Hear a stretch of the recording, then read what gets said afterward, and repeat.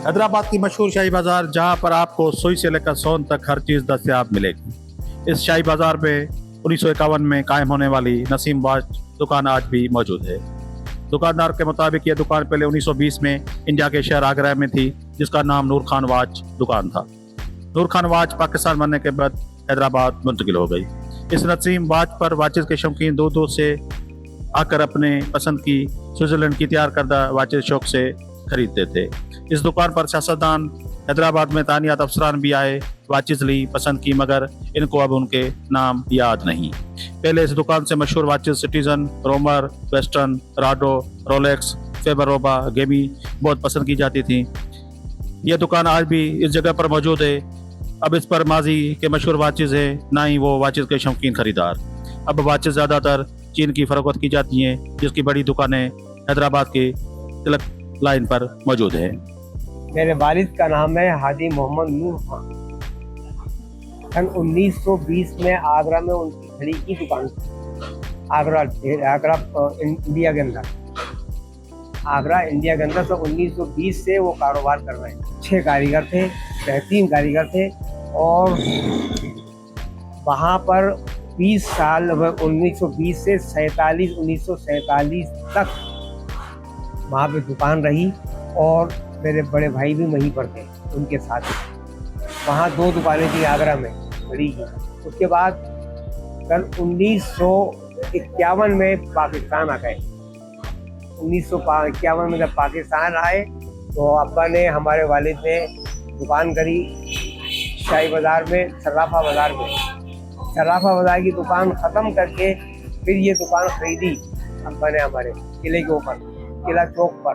Company Naseem watch company India में जो दुकान थी ना, उसमें तो नूर खान वाच कंपनी। और इंडिया के बाद जब पाकिस्तान आए तो अपने बेटे के नाम पे रखी नसीम वाच कंपनी। 1955 से फिर वो घड़ियाँ आ गई स्विट्जरलैंड की, गेमी, सिटीजन, रोमर, वेस्टर्न, फेबरलोबा, ये घड़ियाँ, इनका कारोबार शुरू हुआ। पहली घड़ियाँ थी ज़्यादातर वेस्टर्न, फेबरलोबा, जॉन बेरिल, वो इंडिया में थी, आगरा में थी। पॉकेट वॉच थी, वो स्विट्जरलैंड की।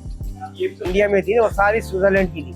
इंडिया बाद में जब पाकिस्तान आए तो पाकिस्तान में स्विट्जरलैंड की, जर्मनी की, जापान की और चाइना की, ये कंपनी का कारोबार चला, कारोबार उठा, कारोबार बना। यही कंपनियां जो जर्मनी है, जापान है, चाइना है और स्विट्जरलैंड है, ये चारों कंपनियों के अभी भी कारोबार यहाँ पर मौजूद है घड़ियों के। स्विट्जरलैंड की लेकर राडो घड़ी, राडो घड़ी वो कंपनी वालों को मिलती है बड़ी, क्योंकि वो घड़ी, राडो घड़ी जो है ना, 1 लाख से ऊपर है, 1.5 लाख की। जब राडो घड़ी 40,000 की थी, जब 1965-66 में, 68 में, 1900, तो ये जब 60,000 की थी। राडो घड़ी की खासियत ये है कि उसका केस जो है वो गोल्ड पे है, गोल्ड प्लेटेड है। वो कभी 50 साल भी उसका गोल्ड खत्म नहीं होता है।